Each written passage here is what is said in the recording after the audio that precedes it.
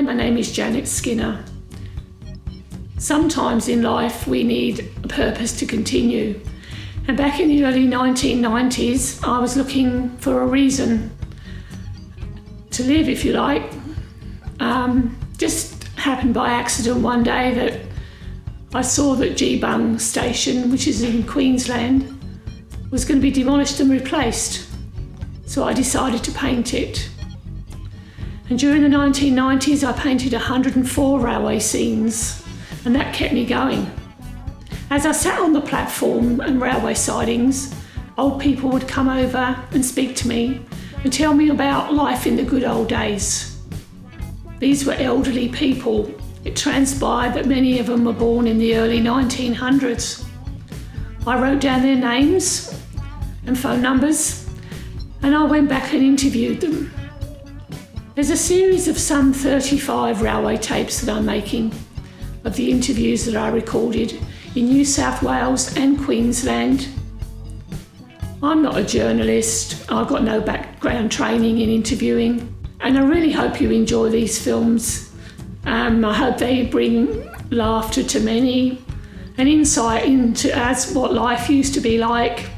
And please bear with me, I had fun doing them, and I hope you have fun listening to them. Thank you so much.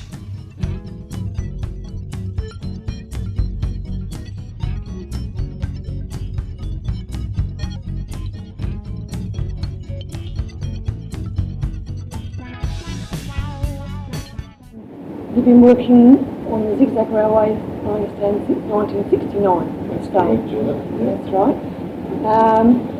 Tell me, you started off before the actual running. You must have helped with the building of it and setting up of it.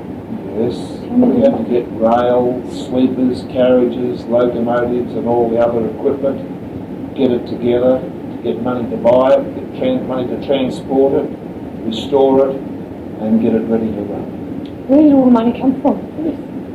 Mainly from theatre parties, picnics, various cruises, train trips, anywhere we could see where we could get $1, we got it. Did you think that a lot of people were happy to come forward and give you a hand, help with it? At the time, yes, we did reasonably well. Being voluntary, of course, it's got a stigma against it. It means you're not getting paid. Yeah. But we did all right. It's actually amazing, isn't it? Gee, it's absolutely wonderful feat. And where you relayed the tracks on the Zig Zag, they initially had been there before, hadn't they? It was used as a railway. That's correct. When we arrived, there was only the formation available because all the equipment that had been there before had been withdrawn and used for the First World War effort. Right. Tell me a little bit about that First World War effort.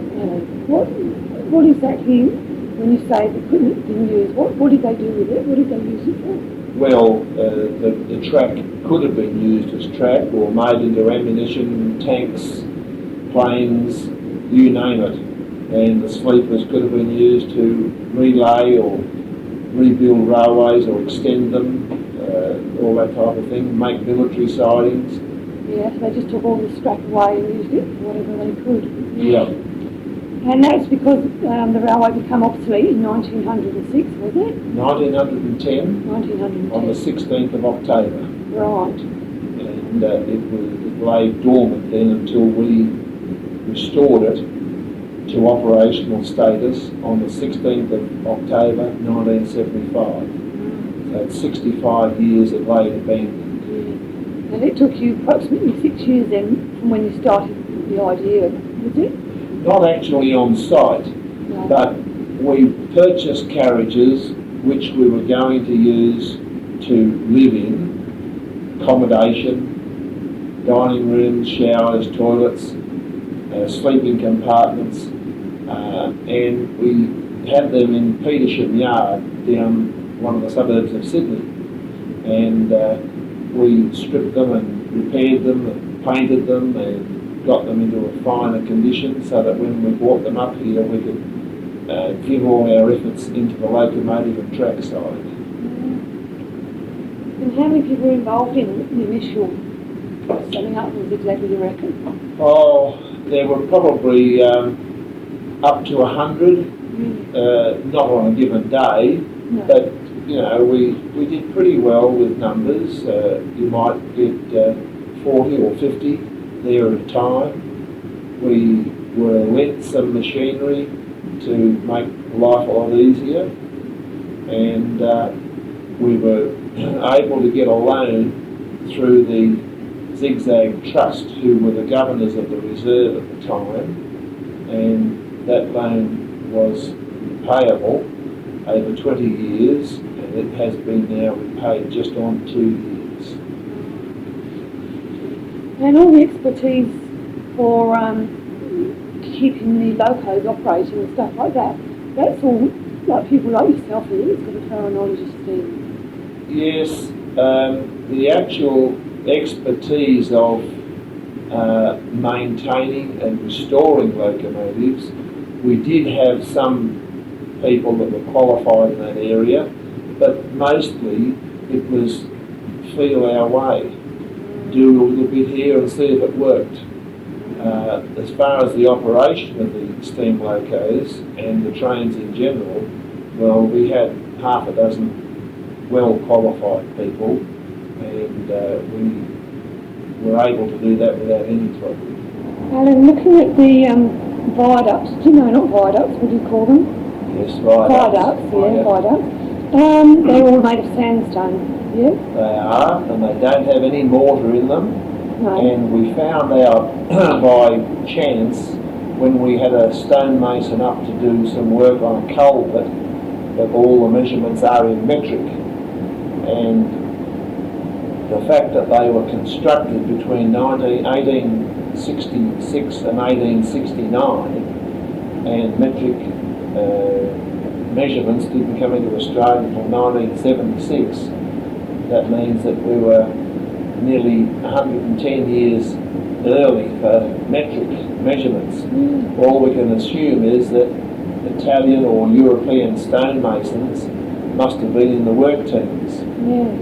The work that we had the stonemason doing, in behind one of these walls on a culvert, he found measuring sticks which they had used and discarded when they backfilled behind the wall. You say that the big sandstone bricks, if you like, are not put together with mortar. Well, how are they held together? Just sheer weight. Stand one on top of the other? Yes. When they were erected, they used a crude form of crane with counterbalances equivalent to the weight of the stone being lifted, and they could add or subtract small amounts, and that would give them the balancing power to swing a huge stone over the viaduct. And there were large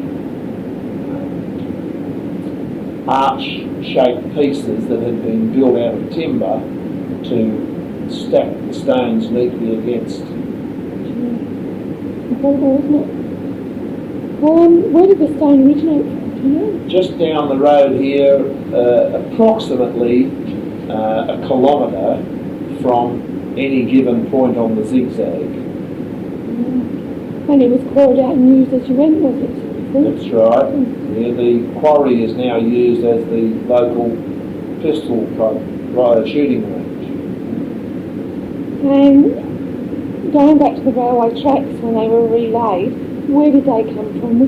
Were they new tracks, do you reckon? Or? Yes, it was gained from all places you can imagine.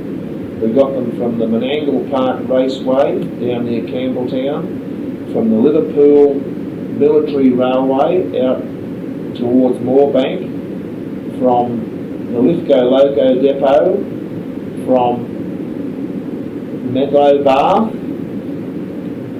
And all the steam locos, most of them are all from Queensland, aren't they? Yes, the majority are. We've only got one that's not, and that's an oil-burning Gabbatt from South Australia. Right. That can't run on the same tracks where you've modified it, have you? No, it's a 3-foot 6-gauge loco too. Right. Yeah, the yank.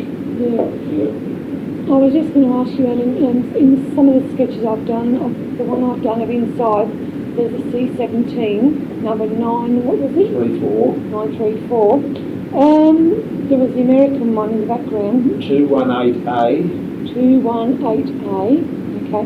Can you just tell me a little bit about that, Loco? Yes.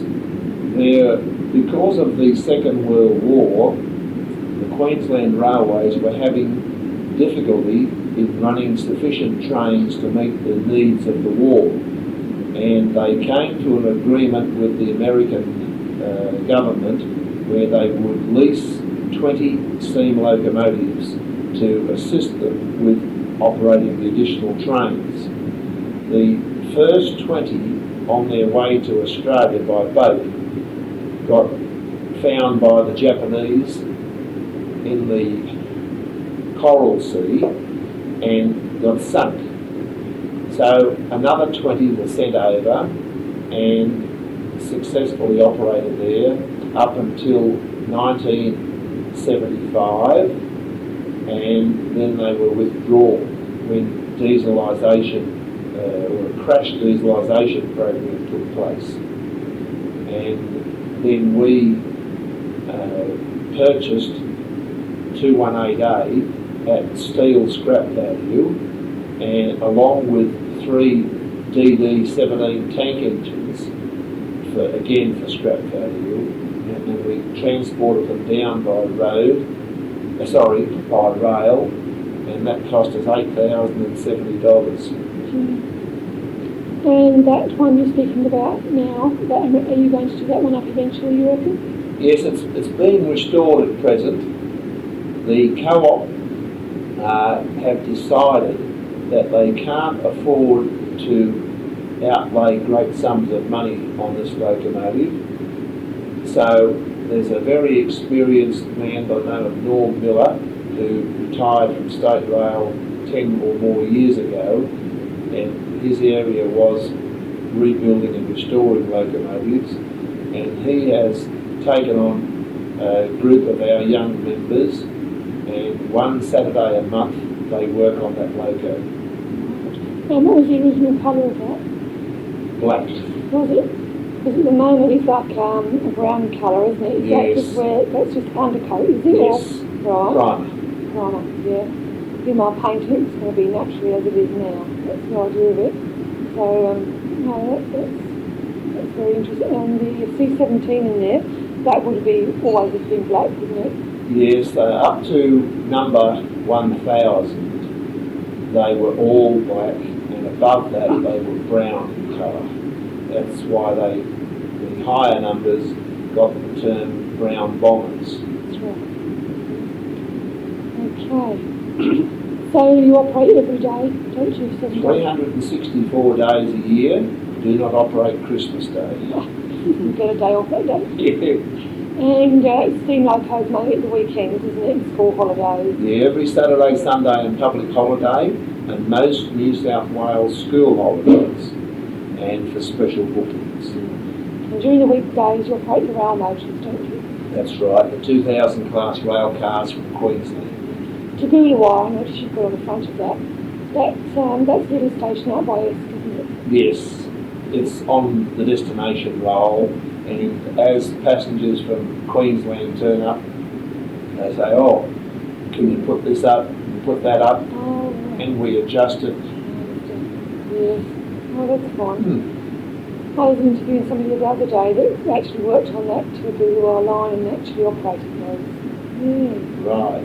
Yeah. Yeah, different passengers like to get photographed in front of it. I can understand that. It's a bit like when you go to, what's it called, Land's End in England, you can have a signpost altered behind you with how many miles it is from Land's End to wherever you live. 870. Yeah, whatever. Yeah. Oh dear. What was I going to ask you now? The bottom point station, what was that originally? That was a reversing station to enable trains to be brought down the side of a mountain. In the case of the Zig Zag, it was like a large letter Z on the side of a mountain with a track shelf physically dug and in certain places filled to create the shelf.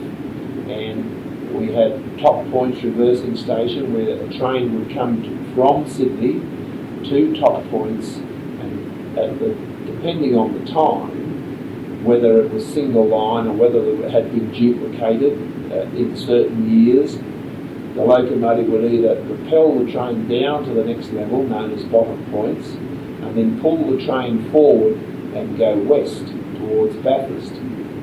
And later on, depends on the availability of locomotives and the number of trains operating on the zigzag, they would run around the train and haul it in preference to pushing it. The actual building at Bottom Points, where is that sort of original?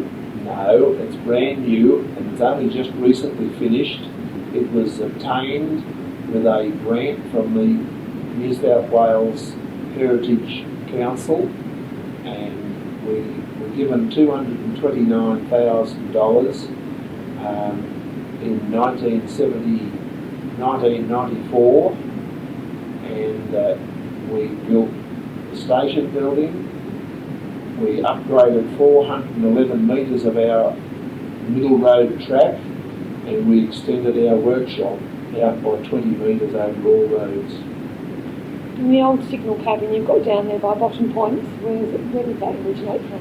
It originated down at Oakey Park, a suburb of Lithgow, and in 1893 it was transferred up to a point near the foot crossing at Zig Zag. And in 1974 it was replaced, or actually fell redundant, and they put a more modern, smaller box up closer to the number 10 tunnel that replaced the zigzag.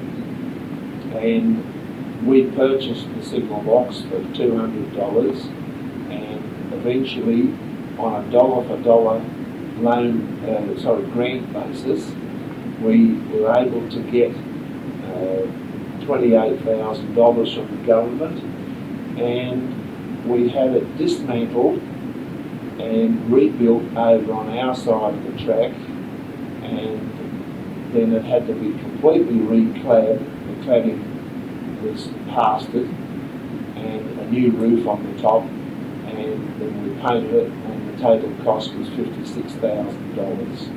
And it was brought into use in January this year, 1997. It's a lovely looking building, isn't it? It is. So when does it actually date from again, originally? I can't tell you that, but it would be in the late 1800s, well before 1893. Yeah. Probably say 70 or something like that.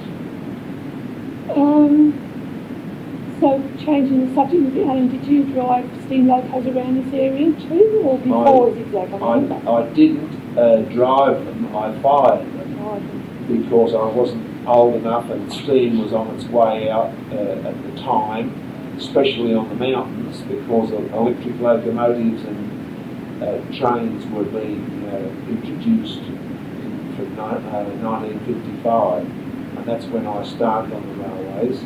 So I only fired 9 trips from Enfield to Lithgow and back, and then the overhead current was turned on and it became an all-electric railway. Wouldn't be so much fun driving electric ones, would it? No. It's still a challenge, but a different challenge. Yeah, different challenge, yes. Yeah. Going into the Lithgow village, call it village, I suppose, would you? The city. City, is it? The city of Lithgow. Yeah, because you've got a lovely, is that cathedral you've got there, or a church? Yes. Yeah, that's lovely. The station building actually in the middle of Lithgow, that wasn't actually Lithgow Station originally, was it? That's right. It's about 500 or 600 metres further west than the original station, which was known as Bank. And that now is out of use entirely. The platforms are still there, mainly on the upside. The downside has been shortened dramatically, but there are buildings on each side. And what was the railway mainly used for now? Or what did it used to be mainly used for? Was it shipping coal and that sort of thing? Well, to start with, it was like shale oil, and product. And the first steel rolling mills were in Lithgow too, so that was used to transfer the steel, the finished product. What's shale oil? Do you know what that is? Shale oil, yes, it's like kerosene and the product like that, used for slush lamps and making candles. And Does that come from coal, does it? no, from the shale, which is coal that hasn't been fully, like by time, compressed. Right. It's like a form of coal, but it's not reached that yet. Right. So how do you extract the oil from it? It's washing it, I suppose, is it? By pressure. Pressure. I don't suppose you've had a chance to go there yet, but if you're not in a hurry, we might do it tonight when we finish this interview, if you remind me. I'll take you for a run and show you where they used to keep the shale oil. Right. We'll still have daylight. Yeah, we've got it all packaged. Right. Okay, let's think what else. The carriages that you're using at the moment, the Zig Zag Railway, where's it? They're Queensland. Yes, we bought 22 of them from QR for $500 a piece, and it cost, the cost varied to transport them. If they were brought down as a backload, they cost us $1,200 per carriage by semi-trailer. If it was a dedicated round trip for the purpose of going up empty to bring a carriage back, they cost $2,000 each. Joan and I organised the loading and unloading of them, all 22 of them, and a number of times we had to go up to drive up to load a car and bring it back, like with the truck drivers. We loaded them at Goondiwindi to start with, and then Inglewood. We loaded the rest of the 22. We were given permission to do so by Cess Walton, the Assistant Commissioner for Queensland Rail, and he authorised us to select a little used dead-end siding where we could uncouple the fish plates and borrow local tractors to lift the rail, the whole track virtually, and then pigsty underneath it with sleepers, and form a ramp up to the height of semi-trailer loading, and then we'd back the semi up with the rails on the deck, bolt them up, and then QR would push the vehicle onto the top of the semi. Good job, isn't it? Goodness. And they look like they're in lovely condition inside. Did you have to sort of redo them, or were they quite good when you got them? Yes, we didn't paint them until internal, well, anywhere really, internally mainly, until, it must be late 94, early 95, and we contracted with a local painter to come in. We removed the seats, handrails and door handles, and he rubbed them all down, bogged them, patched them where necessary, undercoated, or primed, undercoated, and 2 finish coats for $1,900 per car. While this was being done, our voluntary members upholstered the seats all new and cleaned all the handrails and handles down with steel wool, and then we had the carriages sign painted when they were finished with the numbers and the guard and various details. Going back to some of the locos that you've got there, either in a sort of a poorer state or in a good state, tell me all the locos you've got there. We've got the newest one to arrive on site is number 966, a C17 class loco from Poon in Queensland. It was in a park up there. That only arrived at Zig Zag late in 1996. And The other class is the 934, a C17, which has seen many years of service at Zig Zag. We have a BB18 and a quarter, number 1072. That started operations at Zig Zag in May 1981. That was the green one which you used on Saturday. Yes. Where was that made originally? Marybow, what are called Walkers of Marybow. Okay, yeah. And there was the American one. And they've got the AC16, number 218A. That was one of the original ones we bought in 1974.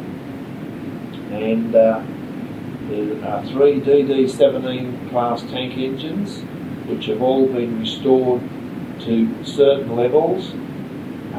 2 of them are now out of service. 1 awaiting attention.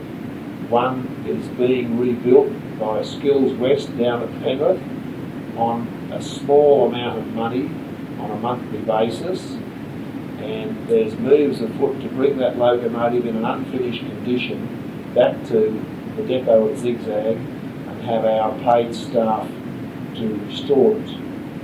The other one, 1049, was completely rebuilt at a total cost of $980,000, but that was not all paid by the Zig Zag Co-op. Because of the recession, the companies that had apprentices that, because of the recession, couldn't continue and went bankrupt, the apprentices had to be able to finish their apprenticeship to qualify.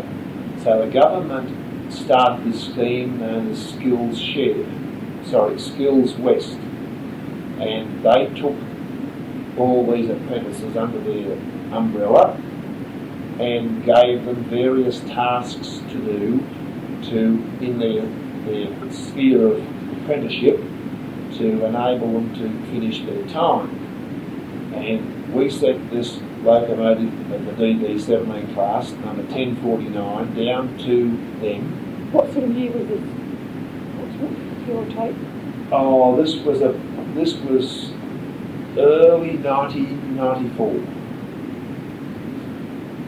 Yeah, 94 it would have been. And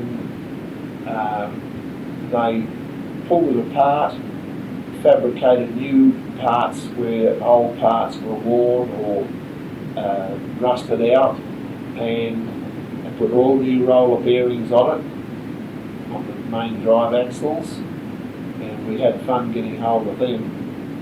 And then we had a presentation ceremony down there, and can't remember the time of the year that it came back, but it is now in regular revenue service. And you've got 2 rail motors? We have 5 rail motors. Oh. Yeah, and we've just purchased another one. Don't tell anyone in Queensland. Because they would prefer the gate to be shut and nothing come out. And we have what's called an intermediate car that goes in between 2 terminal cars, and we have 2 other terminal cars, and now we've been able to do a deal with Queensland Railways and buy an additional terminal car, so the intermediate car. Just going back, what is the distance between Clarence and Bottom Point? 7 kilometres. The first leg is 5.5 from Clarence to Top Points, and then you've got 1.3 kilometres on the next leg, but you've got the other 0.2 of a kilometre taken up in the sidings and the platform road, so you've got a total of 7 kilometres. Just out of interest, the carriage that you're using, like with the other refreshments and that was a sleeping carriage, wasn't it? It was coded as an EAM, meaning electric all mains. The woodworking, that's lovely, isn't it? All cedar. Beautiful. I noticed all the little carved bits and everything along the top, and lovely. Fancy bits, and it's got double floors in it, 12 inches deep, filled with cypress pine wood chips into bugs. good. Stop there. In one of my paintings, or one of my sketches that I've taken, I noticed there's a bit jutting out at the end here. Tell me about that. It's described as engineer's lookout. Right. John Whitten was the chief engineer who was in charge of State Rail at the time, and they contracted with Patrick Higgins to do the zigzag section, which was completed in just over 2 years. Patrick Higgins had the workers carve him out a seat in stone so that he could sit at this location, which became known as Engineer's Lookout, and with a telescope he could look over all points of the zigzag and check on who was working and how they were going. Right, yes. Catch any bludgers. Yeah. It's a marvellous point. Actually, we walked past it the other day. It's a marvellous lookout, isn't it? It is, and keeping in mind that the trees that are there today, hiding a lot of the points, there were no trees there in the days when the work was being conducted on the 3 viaducts and the 2 tunnels, because the explosions and the sliding rock and dirt just wiped everything out. Yes. How many people worked on the rail? About 1,200 day labourers, which were paid 1 threepence per day for their labour, and 1 and 9pence if they provided a horse and cart. That's, in other words, 11 cents and 17 cents, respectively. I suppose they would have all lived in tents and things like that. Yeah, there were 3 locations where the tents were erected as a city, and they stayed there even in the snow and all for the bit over 2 years. And at Clarence itself, there was a township of 3,000 people.